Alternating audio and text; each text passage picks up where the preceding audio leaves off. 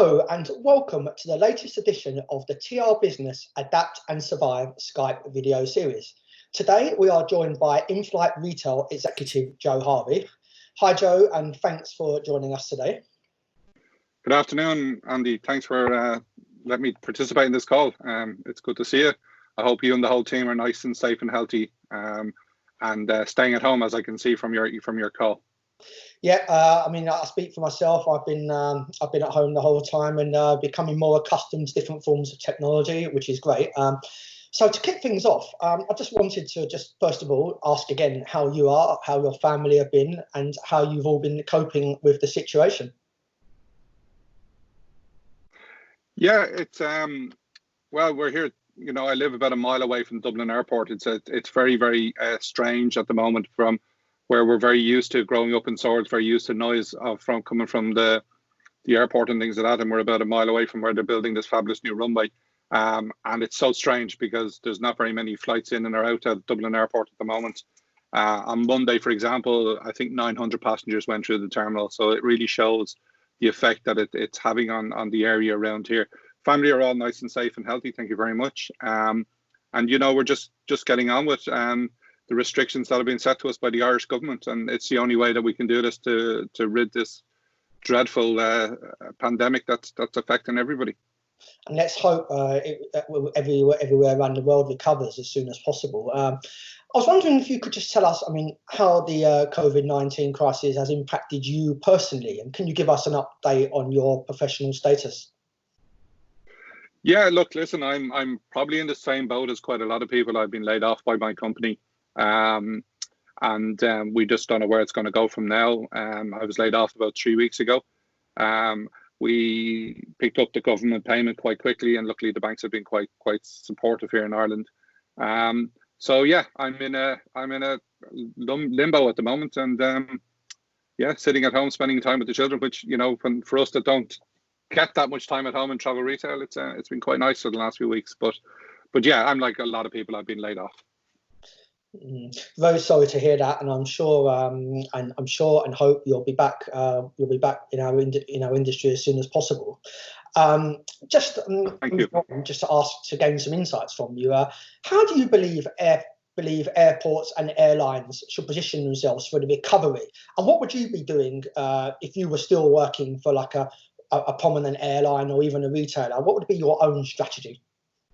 I think there's going to be two things that are going to come out of this, is that the people who are still working and people who are still employed and things like that, there will be quite a lot of disposable income around, because there's nothing to spend your money on. You can't go to the pub, you can't go to restaurants, so people are and then there will be sadly the people who've lost their roles and won't have that disposable income that they normally would have had. So when we come out of this, it's where the trust is going to happen, is that yes, some people will book straight away and start flying straight away, but I think a lot of people might still holiday within their own countries, because, you know, you have to wait and see, will every country be clear of this pandemic? You know, how effect that's going to have. And I think the scariest thing for everybody at the moment is that we just don't know when it's going to finish. You know, if we could say, well, we know in 3 weeks' time that everything's just going to go back to normal, then people can start planning. But sadly, they can't at the moment. But on the other hand, you know, we have to be positive. It's you know, we have to look at being able to get through this and come out of it the other side with our heads held high, and let's get on with it. The element of uncertainty is the most frightening aspect of all this, which is what I feel. But do you believe should airlines individually or in partnership with concessionaires be looking to implement new and innovative digital solutions at this moment in time, and why do you think so? Yeah, that digital solution one is an interesting one, and you know, people talk about the trolley service going, and I've been listening to that since 2004 when I first came into Inflight, and that's 16 years ago, where people are saying that digital will take over from the trolley service, and the trolley service will be gone, the cabin crew won't do. And I still think that there's room for both. Where I really want to see and do is that what I'd hate to see come out of this is that there becomes a real level of you know, tightness put on people by everybody. And I think what needs to come out of this is that we need to create a full 360-degree full life cycle partnership, that everybody on the supply chain and everybody is looked after and works together to get through this. Because if people start squeezing each other for tighter margins, or people start saying, I'm not paying this and we're not paying advertising, not paying listing fees, or, you know, and then people don't invest in yourselves, the trade press, or, you know, people forget about the guys who build the stands at the different exhibitions. Everybody needs to be taken in and said, look, listen, come on, let's work together. Let's see how we can do what's best for the industry, and let's work together as an overall partnership. Because I think, Andy, if the airlines go to the concessionaires and try to squeeze more money out of the concessionaires, then the concessionaires, it affects standard, it affects what can be offered from a product level. Then the concessionaires go and then they try and squeeze the money out of the retailers. Therefore, the retailers can't offer certain products and things like that. So I think what we need to look at is to say, right, let's all work together to be able to come out of this offering what's best for the passengers for when they come back to it. Because you're going to have to attract people to come back flying. Yes, you can attract them back with pricing on seats and things like that.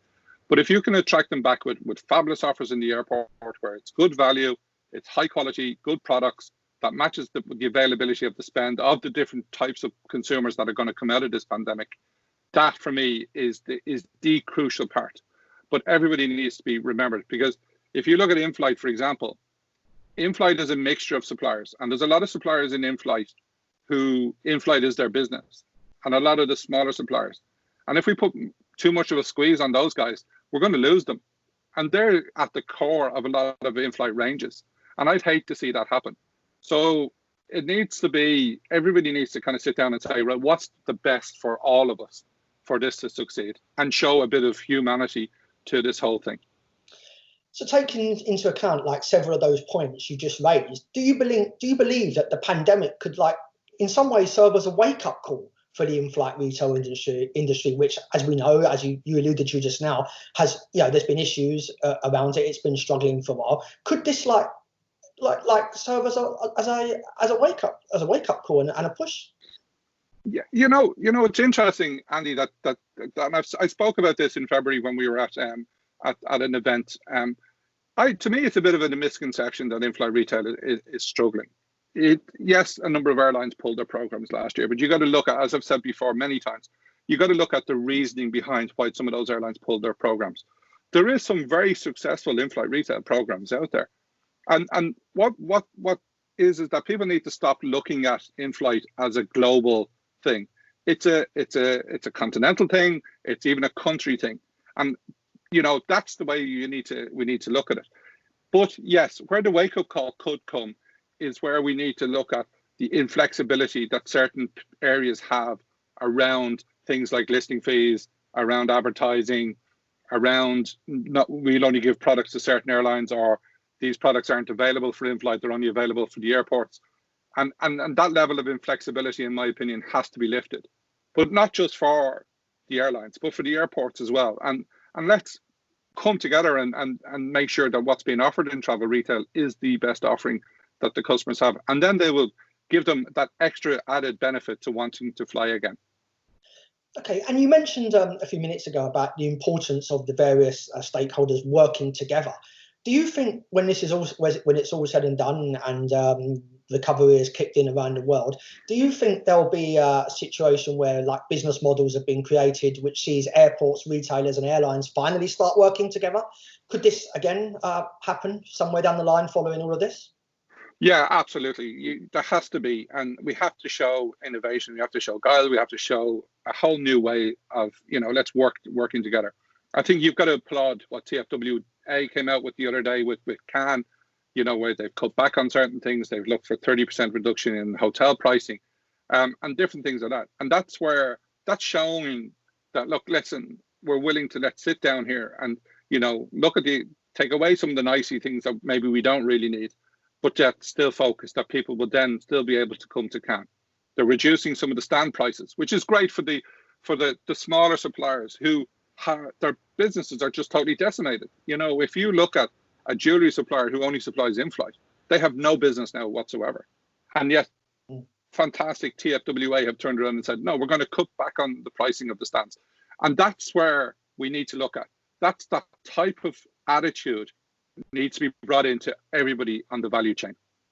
I mean, what are your thoughts on the fact it takes a pandemic for all these questions to be raised? I mean, for a pandemic to cause people to discuss all these issues you've mentioned in the past few minutes, and and for airports and retailers to finally realise that they need to be doing more in terms of developing omni-channel strategies and working together and things like that.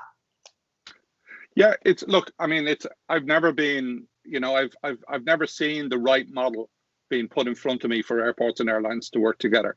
As I've always said, can Tesco's and Sainsbury's, you wouldn't expect Sainsbury's to be allowing you to shop in Tesco's. So, the airlines and the airports have always been competitors against each other. But yes, you're right. But it needs people to sit down and say what's beneficial for everybody, not for somebody to take the bigger slice of the cake and be happy with it, and somebody else then lose out. You know what I mean? And that's where, it needs to come together. And the airlines need to, one of the things that fascinates me about airlines is, why do they charge for Wi-Fi on board? When you have an opportunity for people to buy your products, not just your in-flight duty-free products, but you could have a chance to do home delivery. You could be selling your ancillary products, your car hire, your hotels and everything like that. And I can't understand for the life of me why an airline would charge 15, 20 euro for Wi-Fi on board, when they should be looking at that as an investment into selling ancillary services. And maybe that's where the airports might come in and say, look, listen, we'll work with you on absorbing that cost of the Wi-Fi on board. So that means when the passenger is sitting there with their iPads, or they're sitting there with their tablets and things like that, that they are not being charged the huge amount of money, but they have an opportunity then to buy products. That for me is the crucial piece. I'd also just like to mention home delivery, which came up a minute ago. How much of an opportunity is there now for home delivery in duty-free and travel retail during the COVID-19 crisis and beyond? I think home delivery is the only option that we have apart from grocery shopping.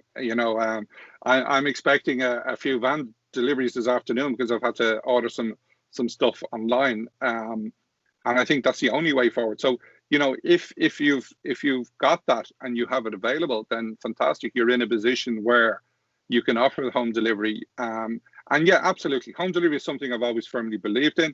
I think it has bigger opportunities. It gives you a chance to expand that brochure. So if you've got 150 products on an in-flight brochure, where you can only put 1 or 2 on from certain brands, with home delivery, you've got a chance then to put 20 to 30 products on. And it's something that absolutely, there's a big opportunity, because that's the way we're all shopping at the moment. And just to end off, really, the phrase "a new world" has come up several times over the past few weeks for when the COVID-19 crisis is finished. How do you see this new travel retail world transpiring when this is all said and done? Yeah, look, Andy, it's not a new travel retail world. It's, we've been here with September the 11th. We've been here with SARS. We've been here with bird flu. We've been here with a number of different crises that have hit this, but this one is the biggest one probably globally. But the main thing you've got, the most important thing you've got, is that you've got great characters in travel retail. You've got a great family in travel retail, and you've got great people who know each other and work well to each other. And that's where it's going to survive, because you have great people. You see, people like Sunil, who's taken back over at Aptra yesterday, great characters like that. They're the people who are going to make a difference. We all know each other and we all work together. We have WhatsApp groups going where we're constantly in touch with each other. There's an Irish one for, because at the end of the day, we are the ones who founded this industry. We have an Irish Crackmeisters website, WhatsApp group going across the world. So yeah, look, listen, the whole thing about New World is it's the individuals that are involved in it will always be the same. And these are great guys, great family, and this is what's going to make travel retail succeed when we come out of this. And you're one of those, Andy, as well. Thank you, and I just must echo that. This industry is, although about the partnerships, it's about the people, and long may this continue. Joe, it was great to see you. I'm sorry it has to take a pandemic for us to actually see each other in person, but I look forward to catching up with you soon, and take care. Thanks, Andy. It was a pleasure.